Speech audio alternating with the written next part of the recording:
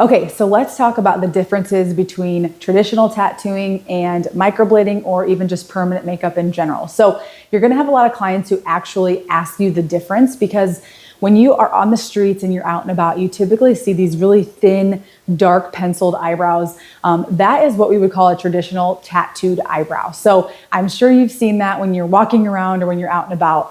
That is not something that we want to tell our clients that we're doing. So it's really important to explain the differences between permanent makeup and traditional tattooing. Obviously, traditional tattooing is a lot deeper into the skin, whereas with microblading or permanent makeup in general, it's actually gonna be a lot more surface level. So what we're doing is when we're tattooing in the skin, we are in the epidermis of the skin. Now, some artists will actually tell you to tattoo into the dermis of the skin, but the more layers of skin that you have covering the permanent makeup, not only the deeper is it going to be and the more permanent it's going to be, the colors can actually shift in the skin because you have all of those layers of skin that are covering it. And so it won't look like it's a really pretty brown like you actually want it to be. No client wants their eyebrows to look blue or gray. So it's actually very important to tell them that what we're doing is much more surface level into the skin as opposed to tattooing.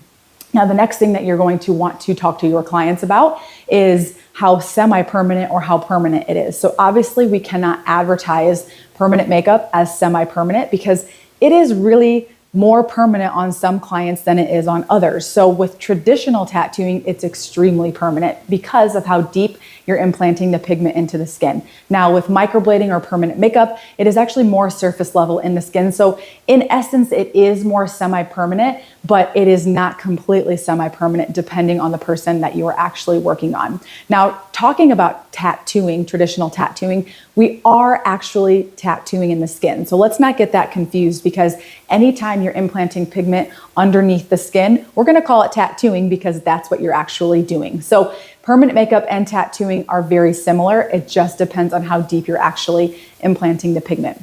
So the next thing that you guys were gonna talk about is pigment versus ink. So a lot of times you will hear ink associated with tattooing and pigment associated with permanent makeup. So both are very similar. They're formulated very similarly. However, ink is much thicker and pigment is much thinner. Now, you will hear both terms used in the permanent makeup industry. It's just a little bit more easy for your clients to understand that we're talking about permanent makeup when we say pigment versus saying ink. So a little tip for you, just make sure that you're saying pigment when regarding to permanent makeup and you're using ink when we're talking about tattooing.